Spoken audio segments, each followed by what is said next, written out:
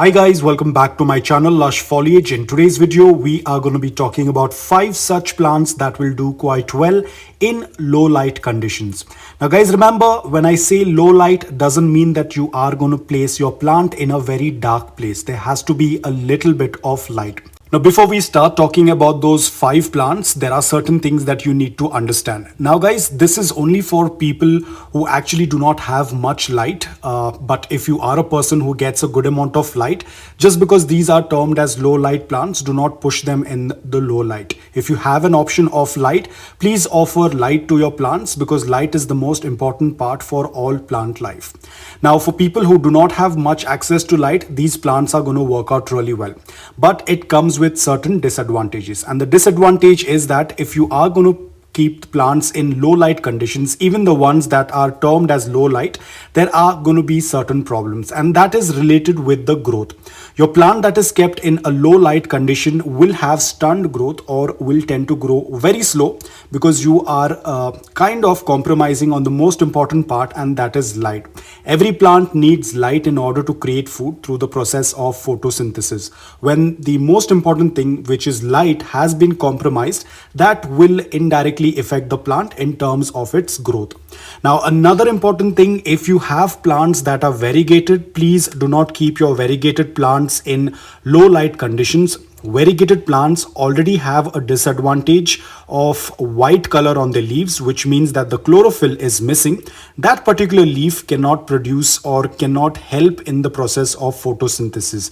So if you are going to put a very expensive, because variegated plants are very expensive, if you are going to put a variegated plant in a low light condition, then the variegation will start to reduce and there will be a lot of new green leaves. So either there are two things, either the variegation will go missing or the plant will start having issues. So never ever consider keeping a variegated plant in a low light condition. If you know that you do not receive a lot of light indoor, then please do not get variegated plants. Otherwise, the plant is not going to do quite well, or the variegation in the leaves will be completely lost. So as you can see, even though they are termed as low light plants, it's not that they are going to do excellent in low light conditions. They do need light, even though they are termed as low light plants.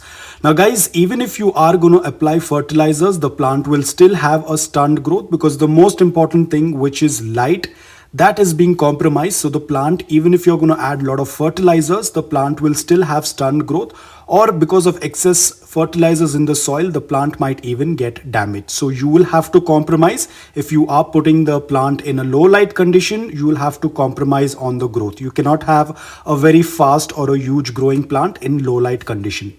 So now let's start with the first plant that will do quite well in low light condition, and that is Sansevieria cylindrica.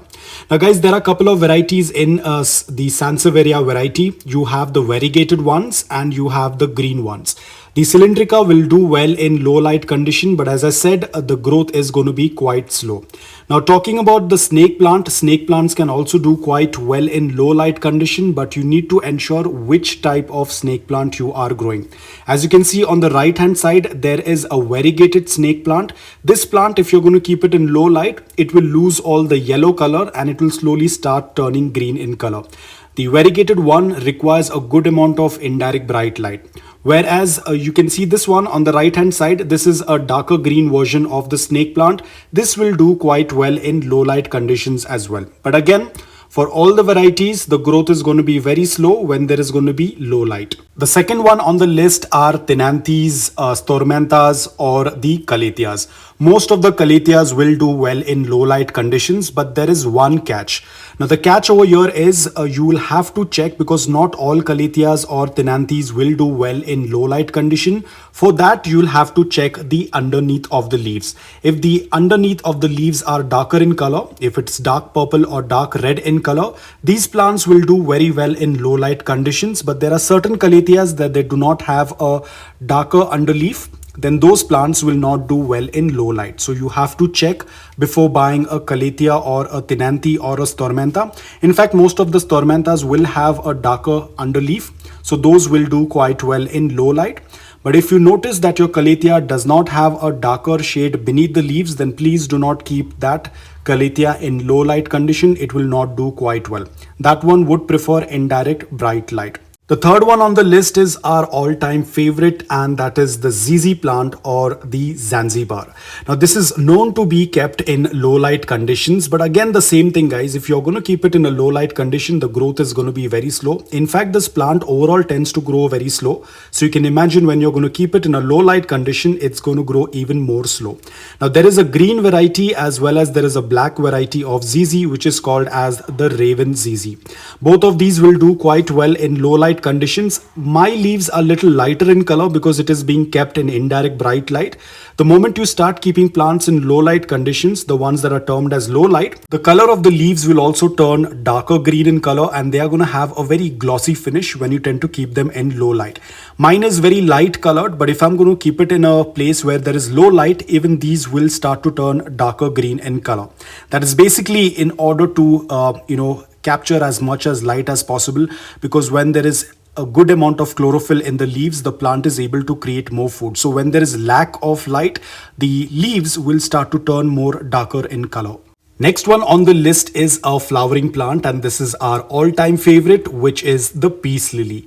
Now peace lily is one of the flowering plant that can do quite well in low light conditions as well. But again guys, there is one catch, and that is related with the flowers. Now the reason why we are buying the peace lily plant is for the flowers. Of course, no one is going to buy the plant if there are no flowers on it. So this is where there is a catch, and that is when you are going to keep this plant in a low light condition, the leaves will turn darker in color.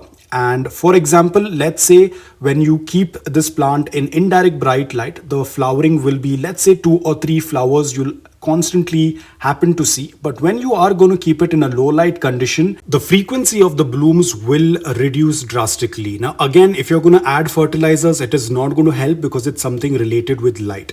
Now I'm not saying that you will not find blooms at all. You might find one bloom, but it's going to be very irregular. You might not find it constantly as compared to keeping them in indirect bright light. The last one on the list are aglaonemas, or also called as the Chinese evergreen. Now guys, there are so many varieties in aglaonemas. There are a lot of new hybrids also coming up in the market. Now if you are purchasing this plant to keep it in a low light condition or in a less light kind of a condition or a setup, you have to ensure that which one you are purchasing. Now please do not purchase a very brightly colored aglaonema that has a lot of reds or pinks or whites. Go for a very regular looking, the one that has more green color on it. Remember, as I said, the variegated ones will not do quite well in low light conditions. They will start dropping their leaves. You have to go with an aglaonema that is more darker green in color or light green in color. Darker green colored aglaonemas will do very well in low light. There are ample amount of green colored aglaonemas. You can choose any one of them. So that's all the information. Again, as I said, if you have an option of indirect bright light, please do not keep your plants in low light conditions. These plants are specifically for people who actually struggle to get light or do not have access to a lot of light. But if you are lucky enough to have a good amount of indirect bright light, please keep your plants there. The plants will do very well. They will grow very healthy. They are going to have beautiful colors if you're going to keep them in indirect bright light. But for people who do not have access to much light, that's why these plants are termed as low light plants, even though they might not be in their best condition. But a lot of people still want to keep plants. So these are the plants that are tagged as low light plants. So guys, that's all about it. I hope that this video was helpful to you. If it was, please hit the like button. If you're new to my channel, please consider subscribing to it. Until then, take care, stay safe, and keep planting.